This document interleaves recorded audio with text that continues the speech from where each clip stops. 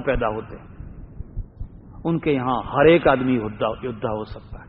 गुलाम स्त्रियों को पकड़ते हैं, उनमें से भी योद्धा पैदा करते हैं। और हमारे यहां तो बहुत छोटे वर्ग में से, और फिर दिमाग मारा हुआ है, इच्छा शक्ति का क्षय है। एक बात मैं आपको बताऊं, सोमनाथ को तोड़ने के लिए मोहम्मद गजनी जब आया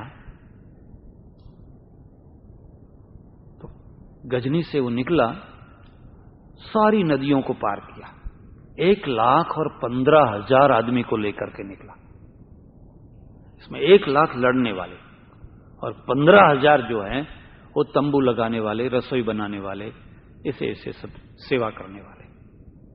वो 300 बड़ी नावें बना करके निकला, 300 नावें।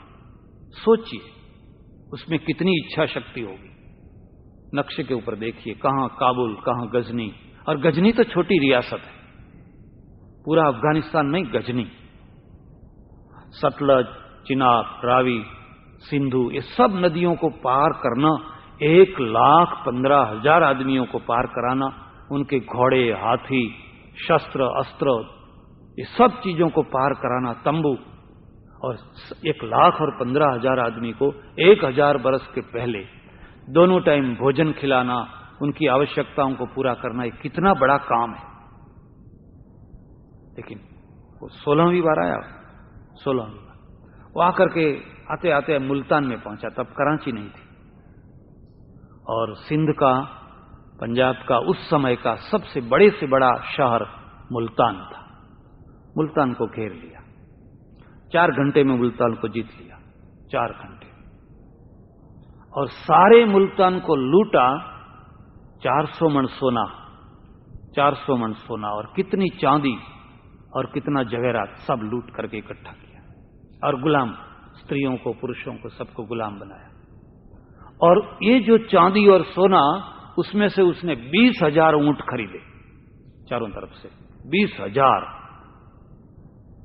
क्यों, गजनी जो है वो तो पर्वतीय प्रदेश है, ऊंट का प्रदेश नहीं। यहां मुल्तान में आकर के उसने 20,000 ऊंट खरीदे, और 20,000 ऊंटों के ऊपर पानी भरा, घास भरी, अनाज भरा। क्योंकि जैसलमेर, बाड़मेर का रेगिस्तान उसको पार करना था।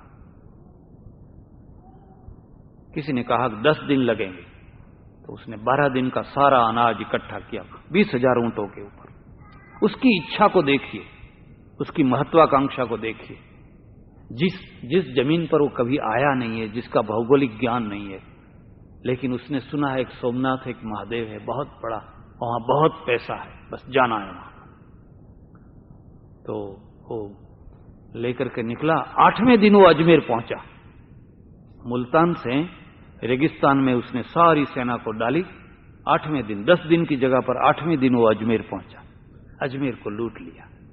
अजमेर से फिर गुजरात में आया, पाटन में, अनहिलपुर पाटन। पाटन का राजा भग गया, नगर को ऐसे ही छोड़ दिया, पूरे नगर को लूट लिया, औरतों को गुलाम बनाया, नगर सेठ की कन्याएं, अच्छी अच्छी कन्याएं, सबको गुलाम बनाया। वहां से आगे चला तो गुजरात में एक जगह है मोढेरा, वहां 20,000 राजपूत इकट्ठे हो गए, ऐसे ही बिना सेनापति के इकट्ठे हो गए। 20,000 हार गए, तो 1,00,000 इनके पास में। फिर तो कोई बीच में नहीं आया। ठेठ सोमनाथ में जाकर के जब वो रुका, तो सोमनाथ को छोटा सा किला था, बहुत बड़ा नहीं, छोटा सा किला था, और उस किले के ऊपर नृत्य हो रहा था, नाच हो रहा था, देवदासियां। सोमनाथ महादेव में उस समय में 500 देवदासियां रहती रही, 1,000 पुरोहित रहते रहे, और इतनी संपत्ति थी, इतनी संपत्ति थी, इतनी संपत्ति थी। 200 मण सोने की, तो वो घंटा जो लटकता है वो घंटे की सिकड़ी थी, 200 मण सोने की। उसने तंबू लगाए तो किले पर से लंबे हाथ कर करके लोग कह रहे हैं, कल मरोगे तुम, कल मरोगे, हमारे महादेव कल तृतीय नेत्र खोलेंगे और तुमको जला करके खाक कर देंगे। सबको ये विश्वास दिला गया, फिक्र मत करो, महादेव तृतीय नेत्र खोलने वाले हैं और ये म्लेच्छ जल करके खाक हो जाएगा। श्रद्धा अच्छी चीज है, लेकिन अंधश्रद्धा बुरी चीज है। और श्रद्धा का मतलब यह है आपके पुरुषार्थ के साथ में श्रद्धा। मनुष्य यत्न ईश्वर कृपा। मनुष्य यत्न, मनुष्य पुरुषार्थ करे और साथ में श्रद्धा रखे। अंधश्रद्धा का मतलब है मैं कुछ भी नहीं करूंगा, अपने आप सब ठीक हो जाएगा।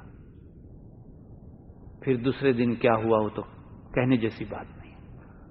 50,000 आदमी का खून वहां बहा। 50,000 पकड़ पकड़ के सबको मारा। 55,000 गुलाम पकड़े गए। 55,000 औरतें पकड़ी गई। और गजनी में जाकर के 4-4 आने में एक एक औरत को बेचा गया। एक औरत, कोई लेने वाला ही नहीं। और ये जब पढ़ते हैं तो दुख होता है। क्यों? एक कहां गजनी, कहां सोमनाथ, यहां तक उसको कोई रोकने वाला नहीं। वो तो छोटे से स्टेट का सुल्तान है। हमारे यहां तो बहुत बड़ी बड़ी रियासतें बीच में आती है, कोई उसको रोकने वाला क्यों नहीं है? और क्या हुआ, आगे की बात कहूं तो और भी दुखदाई है। सोमनाथ में से जिन लोगों को गुलाम बना करके ले जा रहे थे, तो पंजाब जाते जाते बीच में खोखर लोगों ने परेशान किया मोहम्मद को। खोखर राजपूत थे, तो उसमें से कुछ गुलाम छटक करके आ गए। वहां से निकल करके, भाग करके, किसी तरह जान बचा करके सोमनाथ वापस आ गए। वो ब्राह्मण थे, क्षत्रिय थे, वापस आ गए। तो वहां जो लोग थे उन्होंने कहा नहीं, अब तुम मुसलमान हो गए, अब तुम हमारे काम के नहीं। तुम 2 महीना तक उनके साथ में रहे, उनका खाया पिया, अब तुम भ्रष्ट हो गए, तुम हमारे काम के नहीं। आज जाकर के सोमनाथ में देखिए, बगल में वेरावल गांव है, नगर है, सब मुसलमानों की आबादी है। और वो कौन मुसलमान है? जो वहां से भाग करके आए थे और जिनको हम लोगों ने स्वीकार नहीं किया, वो है। और वो आज हमारे मत्थे को फोड़ रहे हैं, अच्छी तरह से तोड़ रहे हैं, आज परेशान कर रहे हैं। हम कहां कहां भूल कर रहे हैं। तो 2 बातें हैं। आप पूरे इतिहास को देखिए। हमारे यहां शक आए, जीते, फिर सिथियन आए, जीते, फिर गुज्जर आए, मल्ला आए, फिर हूण आए, जीतते रहे और राज करते रहे। और शहाबुद्दीन घोरी जो है, उसके समय में बंगाल से लेकर के कन्याकुमारी तक का क्षेत्र उसने हाथ में ले लिया। मैं आपको क्या बताऊं, अलाउद्दीन खिलजी, उसका एक बहुत बड़ा सरदार, उसका नाम मलिक काफूर, और मलिक काफूर गुजरात का था, रबारी था। खंभात में से उसको पकड़ा था गुलाम, खंभात में से उसको गुलाम के रूप में पकड़ा, और फिर उसको वो बढ़ते बढ़ते बढ़ते बढ़ते सेनापति हो गया। और अलाउद्दीन खिलजी के पास में उस समय में 5.5 लाख की सेना थी। उसका वेतन कहां से लावे? बस जब भी वेतन की जरूरत हो तो मलिक काफूर को दक्षिण में भेजता रहा। दक्षिण के मंदिरों को लूट करके, सोना चांदी लूट करके वो सेना को वेतन देते रहे। 3 बार मलिक काफूर दक्षिण में गया। मीनाक्षीपुरम को 42 बरस तक बंद रखा। मीनाक्षी जो मंदिर है उसको रामेश्वरम तक लूटा। एक बार तो 20,000 ऊंटों के ऊपर भर करके वो सोना ले आया मंदिरों में से। मंदिरों में इतना सोना, इतना सोना। इसलिए मैं लोगों को कहता हूं, हमारी गुलामी का मूल कारण मंदिर का सोना है, मंदिर में रखा गया सोना है। सोमनाथ में जो सोना था, अगर वो जनता के लिए लगाया गया होता और वहां इकट्ठा नहीं किया होता तो कोई आता ही नहीं। उनको राज करने की इच्छा नहीं थी, लूटने की इच्छा थी। मेरे आश्रम में जब मंदिर बना और जब उसकी प्रतिष्ठा हुई, हमारा आश्रम तो चड़ोतर में है। चड़ोतर तो गुजरात का एक ऐसा प्रदेश है कि जहां सोना ही सोना है। वहां लड़के लड़कियां नहीं शादी करती हैं, सोने से शादी होती है। लड़का कैसा है या लड़की कैसी है वो बाद की बात है, सोना कितना दोगे? 100 तोला, इतना तोला। मैं चाहता तो उसी दिन 50-60 तोला सोना तो उसी दिन आ सकता था, और अब तक तो 200-300 तोला सोना इकट्ठा हो जाता। और लोग कह रहे थे, महाराज राधा जी को तो हार तो चाहिए, मैं हार दे रही हूं मैया, ये सब माताएं। मैंने कहा नहीं, मेरे मंदिर में एक रत्ती भर सोना नहीं होगा, एक रत्ती भर चांदी नहीं होगी, क्योंकि ताला नहीं होगा, भगवान खुले रहेंगे।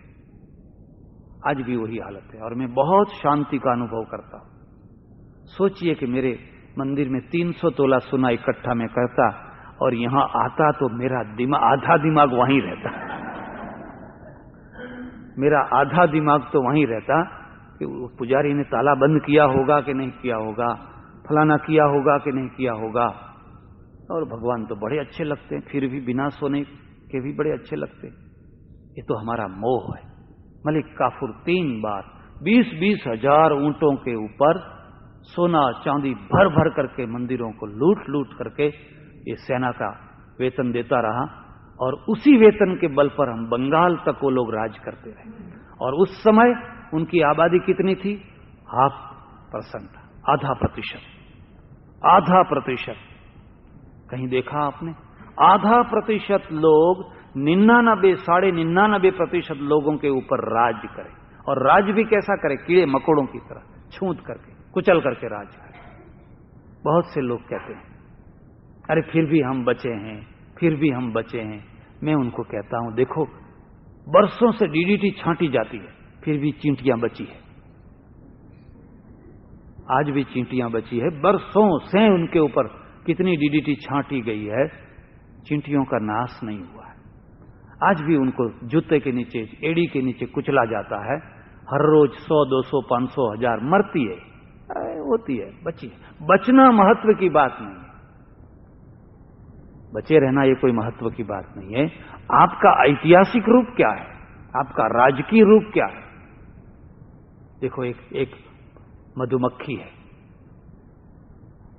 वो मधुपुड़ा बनाती है, और एक मक्खी को छेड़ दीजिए, एक मक्खी को जरा सा छेड़ दीजिए, और फौरन जाकर के वहां पहुंच जाएगी और वायरलेस कर देगी सारे मधुपुड़े में, हमको एक फलाने आदमी ने छेड़ा है। फिर वो पूरा मधुपुड़ा टूट पड़ेगा उसके ऊपर पूरा। अब भागिए कहां भागते हैं? पानी में भी नहीं रहने देंगे, पानी के ऊपर घूमती रहेगी। इसलिए मधुमक्खी, जो मधुमक्खियां है, वो भी जिंदा है, लेकिन किसी की एड़ी के नीचे कुचल करके जिंदा नहीं है। उसके पास में अटैक करने की शक्ति है, प्रतिकार करने की शक्ति है। इसलिए लोग देखते हैं उसको छेड़ना नहीं, बोलना नहीं, उसको सताना नहीं। इसलिए वो भी, उसका भी अस्तित्व है। अस्तित्व होना ही कोई बहुत बड़ी बात नहीं है। अस्तित्व का प्रकार क्या है? कैसा प्रकार है? 0.5% लोग 99.99% लोगों के ऊपर जुल्म करे, उनके मंदिरों को तोड़े, उनकी मूर्तियों को तोड़े, उनको पशुओं की तरह उनके ऊपर जजिया टैक्स लगा दे, और कोई कुछ नहीं। हमारे यहां प्रतिकार 2 तरह से हुआ, दक्षिण में मराठे लोगों ने और उत्तर में सिखों ने। बाकी कहां देखते हैं तो कुछ नहीं, सारा राजस्थान अनुकूल हो गया। बीकानेर, जोधपुर, अजमेर, सब। हमारी लड़की लीजिए, हमारी बहन लीजिए, एक ही नहीं हुआ, एक ही वो मेवाड़ का जो राणा था प्रताप, उसने कहा मैं नहीं, इस शर्त को मैं मंजूर नहीं करता हूं। वो घास की रोटी खाता रहा, पहाड़ों में, पर्वतों में भूखा प्यासा घूमता रहा। और जब बहुत बुरे दिन आए, बहुत बुरे दिन आए, उसके पास में जो लश्कर था उसमें राजपूत कम थे, भील लोग ज्यादा थे। और शिवाजी के पास में जो लश्कर था उसमें भी मावले लोग थे, माने दोनों शूद्र हैं, दोनों। मैं तो आपको क्या सुनाऊं, जब पैसा नहीं रहा पास में और विद्रोह होने लगा, वेतन चाहिए, वेतन चाहिए, वेतन चाहिए, तो प्रताप के पांव में जोर नहीं रहा। वो लड़खड़ाता हुआ जा रहा था, पीछे से एक बनिया आता रहा। उसने कहा प्रताप खड़े रहो, खड़े रहो, खड़े रहो। मैं बनिया हूं, मुझे तलवार चलाना नहीं आता है, लेकिन मेरे पास में बहुत बड़ी संपत्ति है। आपकी तलवार और मेरी संपत्ति दोनों का टोटल कीजिए। उसने सारी अपनी संपत्ति को अर्पण कर दिया, भामाशाह। लेकिन उस समय तो कितने भामाशाह थे, सब दबा के बैठे हुए थे। ये तो डूबती हुई नैया है, इसको कौन सहारा देगा। एक भामाशाह ऐसा निकला। और जब तक प्रताप का नाम है तब तक भामाशाह का भी नाम रहेगा। लेकिन कितने भामाशाह पैदा हुए, और कितने हुए, और कितने प्रताप हुए, क्यों नहीं हुए। मानसी क्यों ज्यादा होते, जयसिंह क्यों ज्यादा होते। औरंगजेब सीधे सीधे कभी भी शिवाजी से नहीं लड़ा, और अकबर कभी प्रताप से नहीं लड़ा। लड़े तो राजपूतों को बेचता रहा, उनके सेनापति तो राजपूत थे। क्यों ऐसा क्यों होता रहा। और इस सब का परिणाम ये हुआ कि पूरे 700 बरस तक देश के अंदर हमारी हमारा कोई अस्तित्व नहीं। अच्छा हुआ अंग्रेज आए। अंग्रेजों ने एक व्यवस्था खड़ी की। उन्होंने हमारी संस्कृत भाषा, संस्कृत सभ्यता, यूनिवर्सिटी, कॉलेजें ये सब शुरू कराए। बहुत बातें हैं। लेकिन फिर प्रश्न ये होता है, अंग्रेज कितने थे। वो तो आधा प्रतिशत भी नहीं थे, वो तो क्वार्टर थे, पा प्रतिशत जो थे उनके ऊपर उन्होंने हमारे ऊपर क्यों राज्य किया। आज भी क्या स्थिति है। पाकिस्तान क्यों टुकड़ा हो गया, अलग क्यों हो गया। वो तो हमारा कितना बड़ा प्रांत था। सिंध में हमारे अच्छे अच्छे आश्रम, लाहौर में इतने बड़े बड़े मंदिर, पेशावर, तक्षशिला आज जिसको रावलपिंडी कहते हैं उसके पास में तक्षशिला थी। इतनी बड़ी बड़ी इमारतें थी वहां पर। सब छोड़ करके लाखों आदमियों को भागना पड़ा।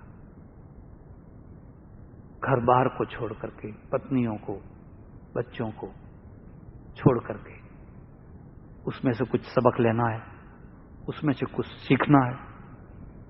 और सीखना है तो आपको अपने समाज को नए ढंग से बनाना होगा, आपको अपने दिमाग को नए ढंग से बनाना होगा। एक भी दूसरी बात कर दूं, नालंदा को नाश किया, पता है कैसे नाश किया। अलाउद्दीन खिलजी का एक सरदार था, उसका नाम मोहम्मद बख्तियार। और मोहम्मद बख्तियार जब बिहार में आया तो उसके पास में 200 घुड़सवार थे, सिर्फ 200। और नालंदा में 1000 पढ़ाने वाले आचार्य थे और 10,000 पढ़ने वाले विद्यार्थी थे। सब फैकल्टियां थी। उस समय में वो एशिया का सबसे बड़ा विद्यापीठ था। इतनी बड़ी लाइब्रेरी थी, इतनी बड़ी लाइब्रेरी थी। लेकिन ये 200 घुड़सवारों के द्वारा उसने पूरी विद्यापीठ को काबू में ले लिया। बौद्ध भिक्षु और आचार्यों, उसमें कौन कौन थे, शतावधानी, कोई अष्टावधानी, किसी को 4 वेद कंठस्थ है, किसी को खड़शास्त्र कंठस्थ है, सब थे। सबको खड़े करके सबके गर्दन काट दी, सबको मार दिया और सारी लाइब्रेरी में आग लगा दी। घू घू घू घू घू सब जल के राख हो गई। प्रश्न होता है, हमने कितने शतावधानी पैदा किए, कितने अष्टावधानी पैदा किए, उसका महत्व एक तरफ है।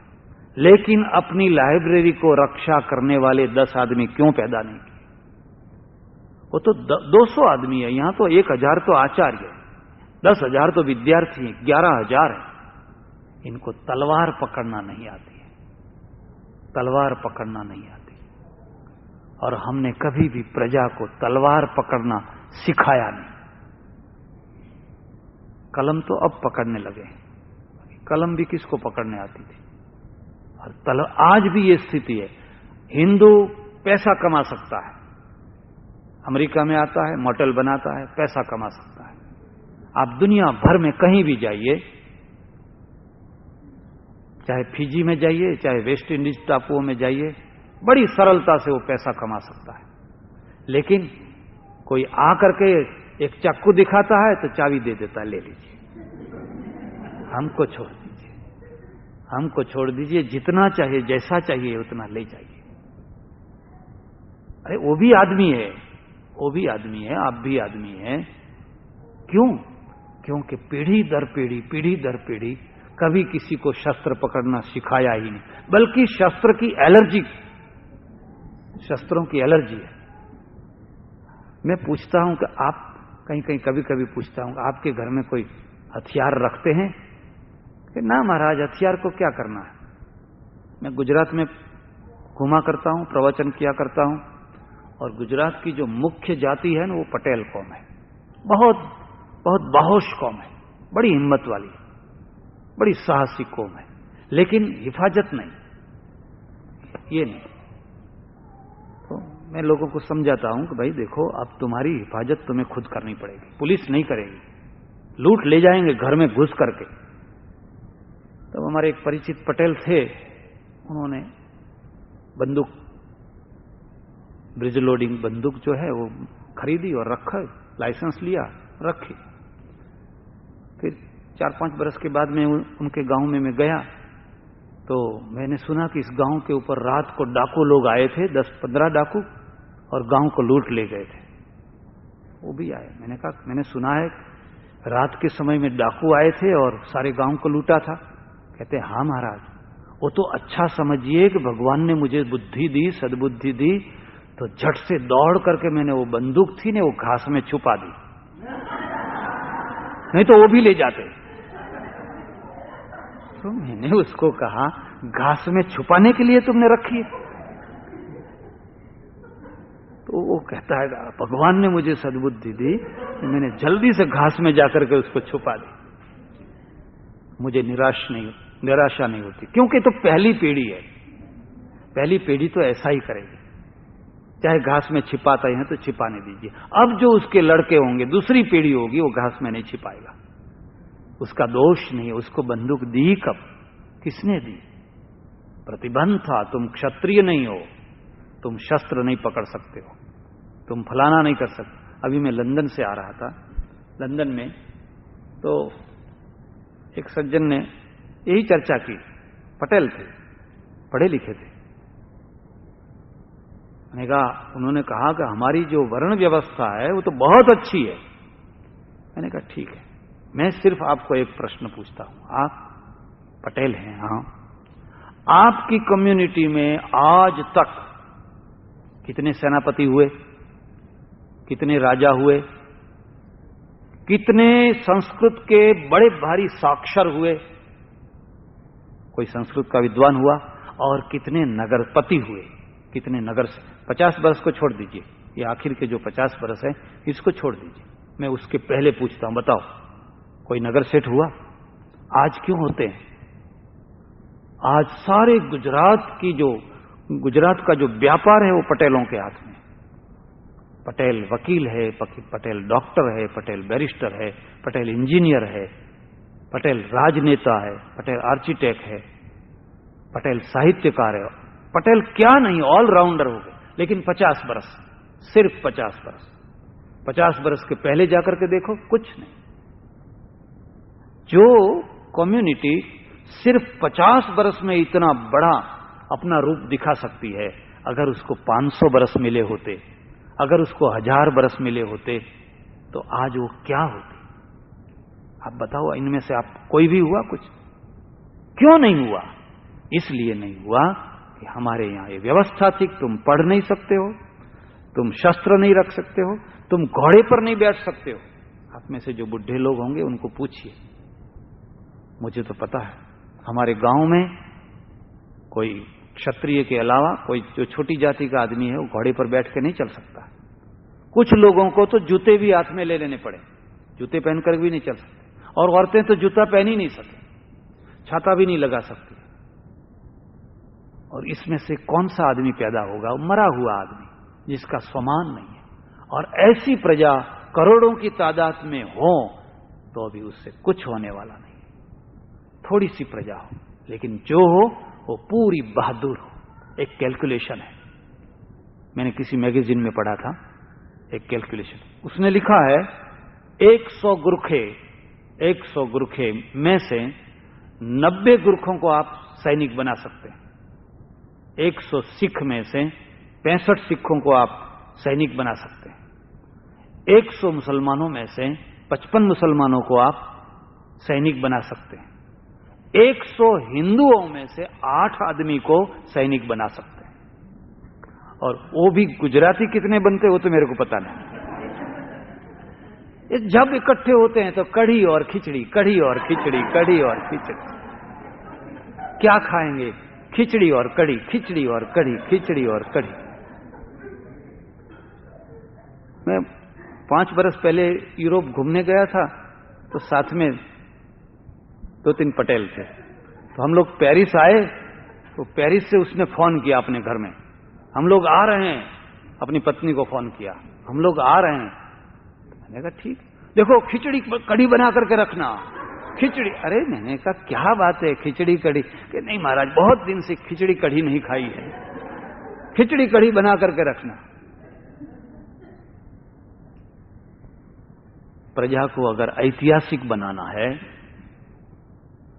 ऐतिहासिक रूप में उसको ढालना है, तो परिवर्तन करना होगा।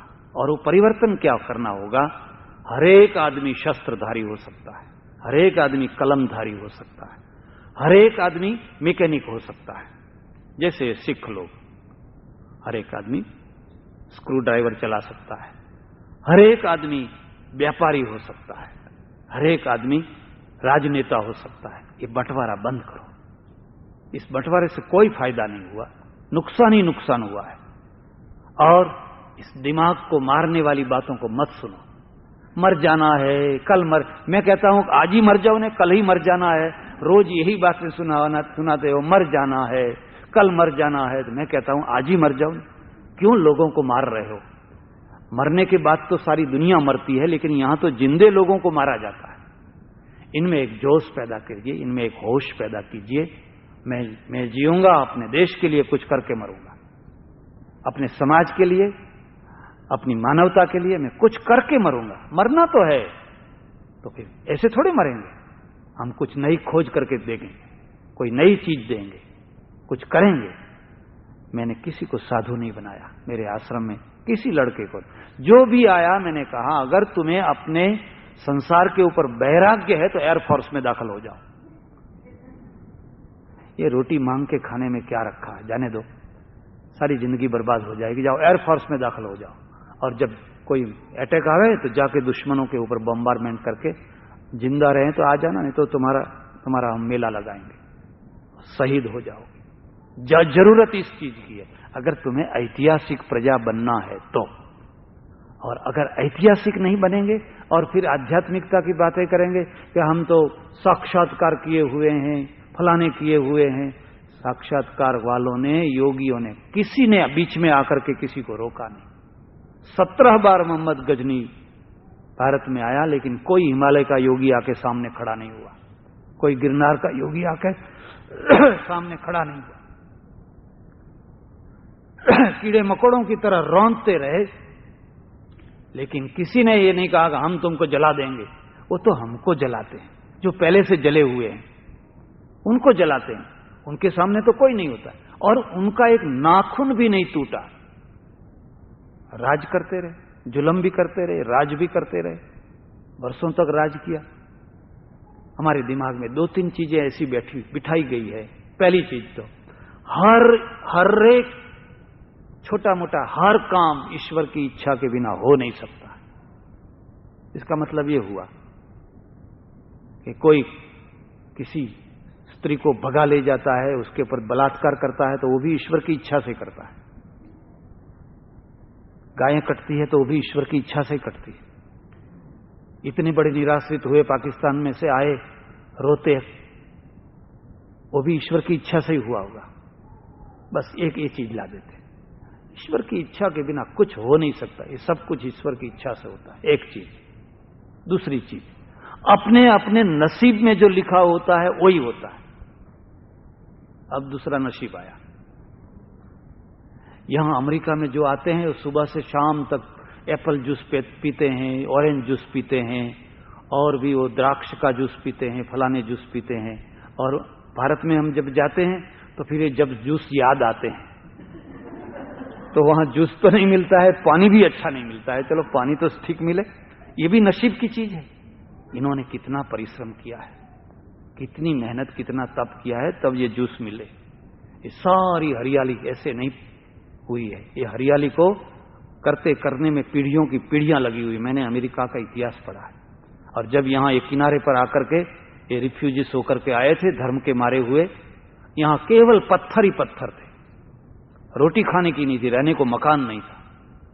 और फिर इन लोगों ने जो पुरुषार्थ किया, सतत लड़े लड़े लड़े लड़े लड़े, रेड इंडियनों से लड़े, फिर अंग्रेजों से लड़े, लड़ते लड़ते सतत संघर्ष करते करते आज ये एप्पल जूस पी रहे, ऐसे नहीं पी रहे। और हमने लोगों को समझा दिया, अजगर करे न चाकरी, पंछी करे न काम, दास मलूका यूं कहे सबका दाता राम। कुछ करना नहीं है।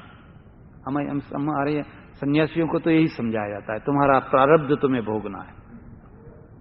अगर तुम कहीं भी चले जाओगे, तुम्हारा प्रारब्ध तुम्हें आके मिल जाएगा। आदमी की जो एक्टिविटी, पुरुषार्थ है, वो खत्म हो जाता है। और तीसरी चीज है, ये तो कलयुग है, कलयुग में तो ऐसा ही होगा। आज तो कलयुग है। जैन लोग कहते हैं ये 5वां आरा चल रहा है, और ये 5वें आरे में तो, अभी 6वें आरे में तो इससे भी बुरा आएगा। बस दिमाग पहले से हमने तैयार करे रखे, जुल्म सहन करने के लिए मनुष्यों के दिमागों को पहले से तैयार कर रखे। ये तो कलयुग है। अभी तो आपने क्या देखा है, और भी जुल्म होने वाला है। माने आप जुल्म सहन करने के लिए तैयार रहिए। इन 3 चीजों ने भारतीय प्रजा को प्रतिकार क्षमता से वंचित कर दिया। प्रतिकार नहीं करते हैं। प्रतिकार क्यों नहीं करते हैं? ये 3 कारण है। दूसरे लोग क्यों प्रतिकार, इजराइल क्यों बना हुआ है? किसी की दया से, किसी की कृपा से अपने बल पर खड़ा है, इतने दुश्मनों के बीच में, और अच्छी तरह से सुखी होकर के उसकी आमदनी भी ज्यादा है। इसलिए हमारे सामने एक तीसरा प्रश्न है, हमारा राजकीय रूप क्या है? हमारी राजकीय हस्ती क्या है? इतने वर्षों के बाद जो आजादी मिली है, मिल गई किसी प्रकार से, चलो अच्छा है, लेकिन जो आजादी मिली है, उस आजादी को हम अपने लिए सदा सदा के लिए रख पाएंगे? आज भारत में जाकर के देखिए, 10% आबादी जिसको अल्पसंख्यक कहते हैं, उनकी जितनी शक्ति है उतनी 80% आबादी की उतनी शक्ति नहीं है। वो जो चाहें वो करवा सकते हैं, लेकिन 80% कुछ नहीं करवा सकते, क्योंकि शक्ति नहीं है। और शक्ति नहीं है तो क्यों नहीं है? बस यही कारण है।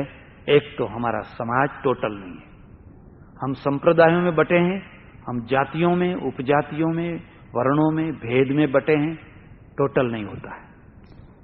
किसी को मारा, लोग पूछते हैं किसको मारा, तो कहते हैं पटेल को मारा। अरे वो मांगते थे, वो पटेल को तो मारना ही चाहिए, मांगते थे।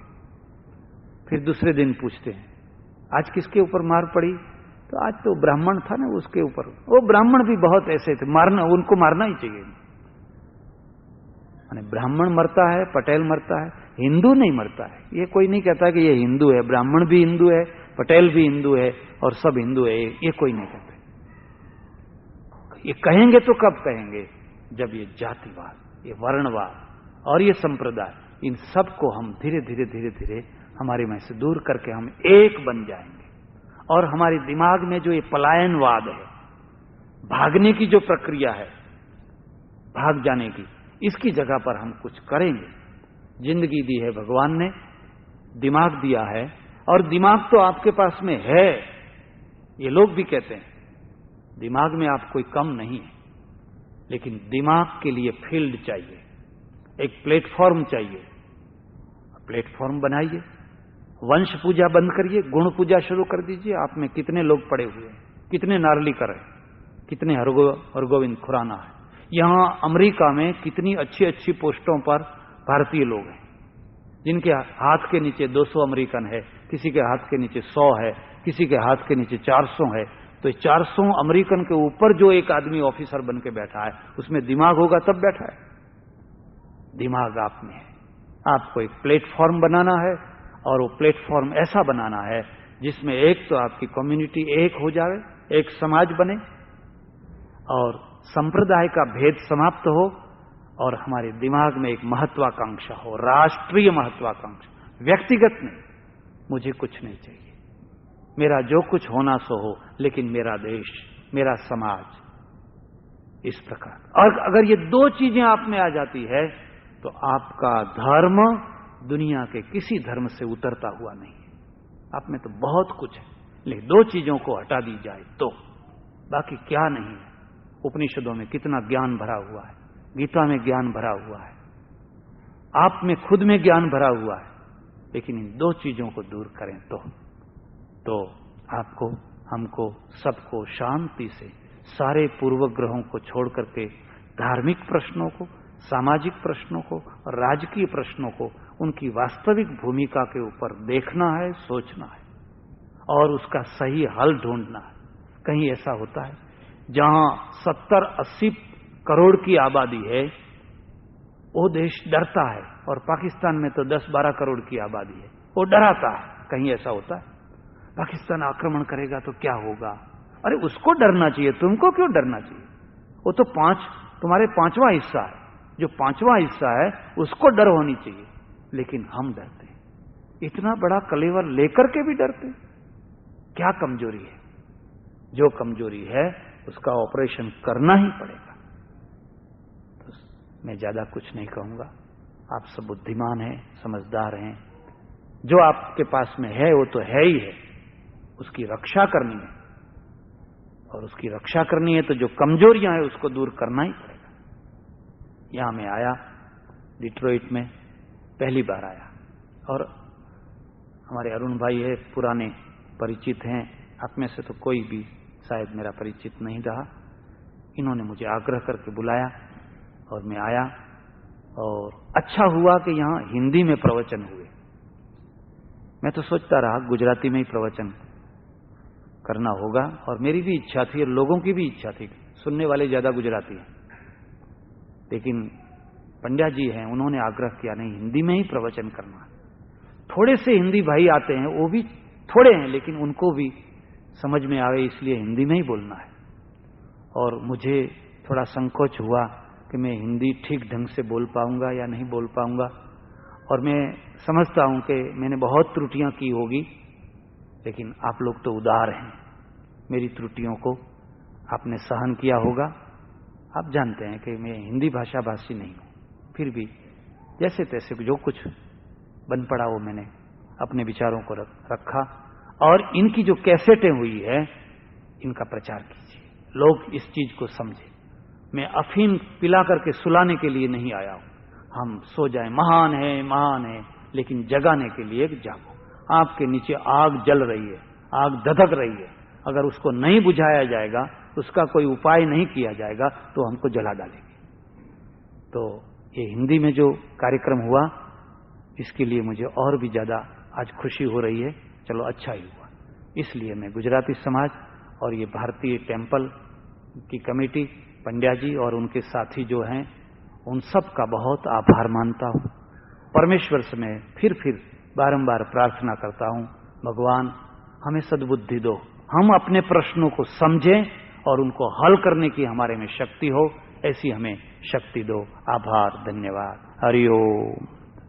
कृष्ण कन्हैया सद्गुरु।